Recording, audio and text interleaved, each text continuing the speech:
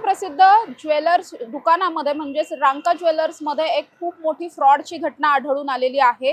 थोडका नाही तर तब्बल 18 कोटींचा हा सगळा फ्रॉड आहे आणि विशेष म्हणजे हा सगळा फ्रॉड त्यांच्याच कर्मचाऱ्यांच्या माध्यमातून करण्यात आल्याचं या सगळ्या तक्रारीत म्हणण्यात आलंय। या प्रकरणी विश्रामबाग पोलीस ठाण्यामध्ये गुन्हा दाखल करण्यात आलाय। या तक्रारीनुसार प्रशांत कांतीलाल बर्मे, रमाकांत पराळे आणि त्याचबरोबर मधु उर्फ माहेश्वरी पराळे अशा या तिघांना पोलिसांनी अटक केली आहे। त्याचबरोबर आणखी एका महिलेविरोधात गुन्हा सुद्धा दाखल झालेला आहे। मूळ जे प्रकरण आहे ते मूळ प्रकरण असं आहे की या सगळ्यांनी मिळून परराज्यातील एका महिलेला काही दागिने दिलेले होते। जेव्हा या सगळ्यामध्ये वार्षिक ऑडिट करण्यात आलं त्यावेळेस मोठी तफावत आढळून आली। या सगळ्यामध्ये 12 किलो 800 ग्राम सोन्याचे दागिने आणि त्याचबरोबर 72 लाखांचा फरक जो आहे तो लक्षात आला। अधिक चौकशी केल्याच्या नंतर तब्बल 18 कोटींची फसवणूक आपली झाल्याचं या सगळ्यामध्ये कळलं आणि त्याच्यानंतर या प्रकरणामधला गुन्हा जो आहे तो रांका ज्वेलर्सच्या माध्यमातून विश्रामबाग पोलीस ठाण्यामध्ये दाखल करण्यात आलेला होता।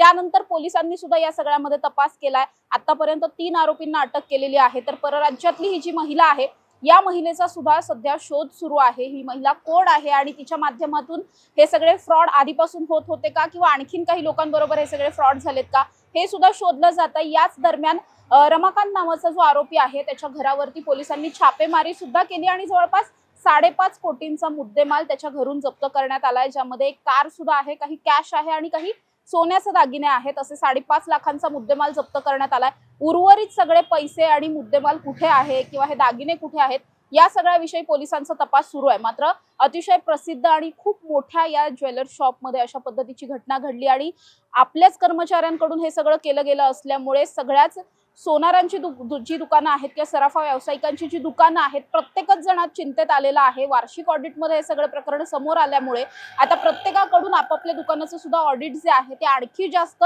नीटपणे केलेलं पाहायला मिळते आणि या प्रकरणामधले जे आरोपी आहेत यांना तात्काळ अटक करण्याची मागणी सुद्धा केली जाते। अर्थात आता एक महिला या प्रकरणामधली जी परराज्यातली महिला आहे तिचा शोध सुरू आहे। तिला पकडण्यामध्ये पोलिसांना यश कधी येणार हे पाहणं महत्त्वाचं असणार आहे। कॅमेरा पर्सन शिवाजी साळुंखेंसह समृद्धी जाधव, टॉप न्यूज मराठी, पुणे।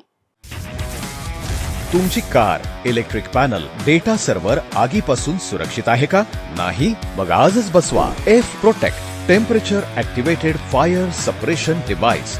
यामध्ये आहे eco friendly non toxic pressurised liquid जे आग लागल्यास क्षणार्धात ऍक्टिव्हेट होऊन आगीवरती मिळवते नियंत्रण। बसवण्यास अतिशय सोपे आणि सुटसुटीत टेकालिपचे एक दर्जेदार उत्पादन एफ प्रोटेक्ट।